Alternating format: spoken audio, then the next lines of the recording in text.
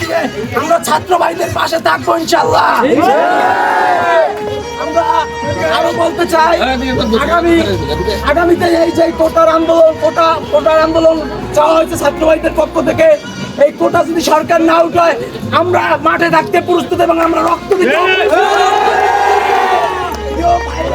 ঢাকা বিশ্ববিদ্যালয় সহ জাহাঙ্গীরনগর এবং বরিশাল, চট্টগ্রাম বিভিন্ন বিশ্ববিদ্যালয়ে যে পরিমাণ হামলা হয়েছে আপনারা জানেন। আমরা এই হামলার তীব্র নিন্দা জানাই এবং আপনারা দেখতে পাচ্ছেন এখানে যারা উপস্থিত আছে সবাই ছাত্র, এখানে অসংখ্য কোনো স্টুডেন্ট নাই। আমরা যদি আমাদের অধিকার ফিরে না পাই, আপনাদের সন্তানকে কি করবে? আপনাদের কাছে আমাদের প্রশ্ন। আপনারা আসেন আমাদের সাথে, আমরা কোনো মানে নামি আমরা আমাদের অধিকার নিয়ে ইনশাআল্লাহ তুমি কে আমি কে বলেছে